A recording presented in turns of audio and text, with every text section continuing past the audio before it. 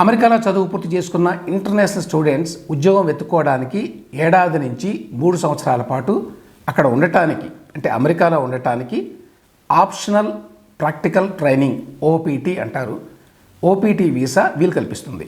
సాధారణ చదువులకైతే ఏడాది పాటు, science, technology, engineering or math stem అంటారు, స్టెమ్ విద్యార్థులకైతే 3 ఏళ్ల పాటు అమెరికాలో చదువు తర్వాత ఉండిపోవడానికి అవకాశం ఉంటుంది.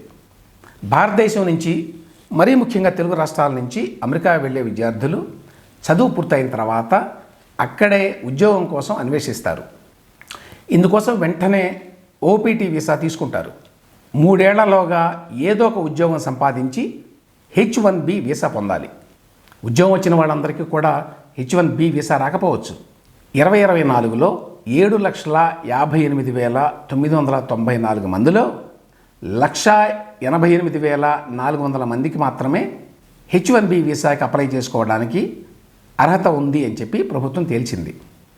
ఈ 1,88,400 మందిలో కూడా 65 నుంచి 85,000 మందికి మాత్రమే లాటరీ ద్వారా H1B వీసా దక్కడానికి అవకాశం ఉంది. ఇప్పుడు దీని మీద కూడా ట్రంప్ మద్దతుదారులైన అమెరికన్లు వ్యతిరేకత చూపిస్తున్నారు. అమెరికాలో ఉన్నత చదువులు పూర్తయిన తర్వాత దేశం నుంచి వెళ్ళిపోయే విధంగా అధ్యక్షుడు చట్టాలు చేయాలి అనే డిమాండ్ ట్రంప్ మద్దతుదారుల్లో బాగా ఉంది. ఇటువంటి నిర్ణయం తీసుకుంటే అమెరికా ఆర్థిక వ్యవస్థ మీద కూడా వ్యతిరేక ప్రభావం పడుతుందని చెప్పి ట్రంప్ సలహాదారులైన ఇలాన్ మస్క్ లాంటి వాళ్ళు హెచ్చరిస్తున్నారు. కానీ మొత్తం మీద ఓపీటీ వీసాలకు సంబంధించి కూడా ప్రస్తుతానికి అనిశ్చితి నెలకొని ఉంది.